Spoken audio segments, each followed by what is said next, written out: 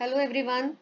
So this is in continuation to your previous unit 2 relating to the marketing environment, and the topic that I am going to cover today is environmental scanning and why it is important. ठीक है, scanning का basically क्या meaning है? It basically is a process of scrutinizing and weighing up changes and trends and in the marketing environment by the firm. ठीक है, जैसे ही कोई भी ऑर्गेनाइजेशन है प्रोडक्शन शुरू करे उससे पहले कुछ रिसर्च करती है ऑर्गेनाइजेशन। कस्टमर की क्या नीड्स हैं, उनकी कितने कॉम्पिटिटर्स हैं मार्केट में, क्या चेंजेस हो रहे हैं।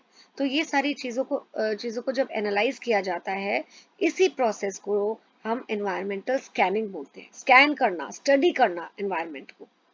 ठीक है, so there is another term which is used, you should know, being marketing student you should know SWOT analysis. ये देखिए यहाँ पे मैंने एक इमेज भी ऐड की है नोट्स में। S denotes strength, right? W denotes weakness, O denotes opportunities and T denotes threats। ये आपका 1 मार्क एक्रोनिम भी आ सकता है कि you have to write the full form of SWOT। तो स्ट्रेंथ और वीकनेस होते हैं, ये ऑर्गेनाइजेशन के इंटरनल एट्रीब्यूट्स होते हैं, और अपॉर्चुनिटीज और जो थ्रेट्स होते हैं ये ऑर्गेनाइजेशन के एक्सटर्नल एट्रीब्यूट्स होते हैं। सी, हर ऑर्गेनाइजेशन को पता होता है कि उसकी स्ट्रेंथ क्या है, वीकनेस क्या है, एंड ऑर्गेनाइजेशन को at the same time has to make use of opportunities which are existing in the environment and deal with the threats also. तो इसको हम स्कैनिंग, एनवायरमेंटल स्कैनिंग को स्वॉट एनालिसिस भी बोलते हैं। ठीक है, स्वॉट एनालिसिस मतलब कि organization should know what are its strength, what are its weakness, opportunities क्या है, थ्रेट्स क्या है, राइट? तो अगर ऑर्गेनाइजेशन प्रॉपर स्टडी करेगी कि क्या क्या चेंजेस हो रहे हैं, तो ऑर्गेनाइजेशन अपने आप को इजिली इन चेंजेस को डील कर सकती है, फेस कर सकती है।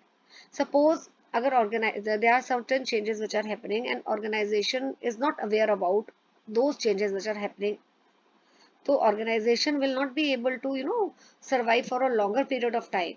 If it has to survive, it has to make certain changes keeping in mind what is happening in the environment, right? So before production is undertaken by the organization, management को चाहिए कि it must do certain research with regard to certain aspects. किन किन चीजों के बारे में management को रिसर्च करना चाहिए, सी इसको मैंने डायग्रामेटिकली भी बनाया है। अगेन हर वीडियो में मैं आप लोगों को यही बोलती हूँ कि कोई भी टॉपिक है एग्जाम में, इट इज बेटर कि आप उसको फ्लो चार्ट या पिक्चर की फॉर्म में रिप्रेजेंट करो, अपने आंसर को सपोर्ट करो with the help of mind maps, with the help of flow charts, तो एक प्रेजेंटेशन अच्छी हो जाती है, राइट? अब ऑर्गेनाइजेशन को क्या क्या स्टडी करना चाहिए? इट मस्ट रिसर्च कि कितने कस्टमर्स हैं, किस तरह के कस्टमर्स हैं, नेचर क्या है, टारगेट कौन से कस्टमर्स को करना है, तो that is important. See, size क्या है फैमिली का, जॉब प्रोफाइल क्या है, ठीक है, परचेजिंग पावर कितनी है, ज्यादातर कंज्यूमर क्या मिडिल क्लास है या अपर रिच क्लास है, बाइंग मोटिव क्या है। तो ये चीजें स्टडी करनी बहुत इंपॉर्टेंट हो जाती है ऑर्गेनाइजेशन की। देन मार्केट में ट्रेंड्स क्या चल रहे हैं, क्या ट्रेंड्स सेम है, डिक्रीज हो रहे हैं, डिमांड क्या सेम है, डिक्रीज हो रही है या इंक्रीज हो रही है, और इन सारे मार्केट ट्रेंड्स को स्टडी करना also becomes very very important. Then economic and social and political trends, तो ये कौन से हो जाते हैं? Monetary policy, social changes, anti pollution laws, ये सारे लॉज भी ऑर्गेनाइजेशन को पता होने चाहिए। क्या पॉलिटिकल ट्रेंड है, इन्फ्लेशन कितना है, क्या इन्फ्लेशन का इम्पैक्ट पड़ेगा? अगर महंगाई बहुत ज्यादा है तो क्या उसका इम्पैक्ट कंज्यूमर की परचेजिंग पावर पे पड़ेगा? तो ये सारी चीजें स्टडी करना is becomes very important. Technology trends क्या हैं, ठीक है, क्या न्यू प्रोडक्ट में बिकम पॉपुलर या technology advancements about to take place, कि किस तरह की एडवांसमेंट्स होने वाली हैं। ठीक है, जैसे आपने देखा होगा बेटा, कोविड जब आया था, कोविड ने हमारी इकोनॉमी को हिट किया था, उस समय टीचिंग की अगर प्रोफेशन की मैं बात करूं तो we shifted to the online mode. तो वो किसके अंदर आता है? टेक्नोलॉजी के अंदर आता है ऑनलाइन मोड। ठीक है, बहुत कुछ सीखा, स्टूडेंट्स ने भी सीखा, it was a learning process for teachers also. Earlier teachers were teaching offline, they shifted to online. तो अगर हम लोग नहीं शिफ्ट करते, टीचर्स ऑनलाइन नहीं शिफ्ट करते, तो एक लर्निंग गैप हो जाता।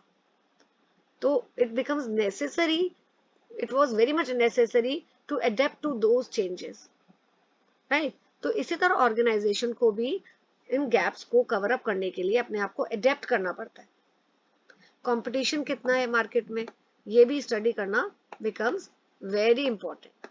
अगर ऑर्गेनाइजेशन को पता ही नहीं है कि कितने न्यू कॉम्पिटिटर्स आ सकते हैं या कितने एग्जिस्टिंग कॉम्पिटिटर्स हैं, तो वो अपनी स्ट्रैटेजीज नहीं बना पाएगी उस तरह जो ऑर्गेनाइजेशन को बनानी चाहिए थी। अगर वो प्रिडिक्ट करता है कि कितने, या एस्टिमेट करता है कि कितने कॉम्पिटिटर्स मार्केट में हैं।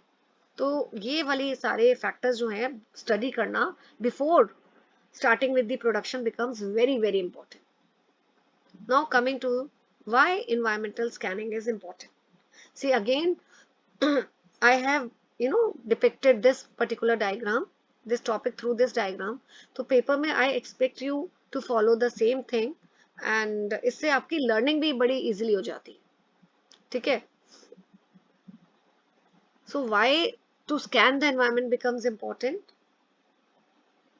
This is the topic. I think it's better to cover this topic in the next video. Thank you.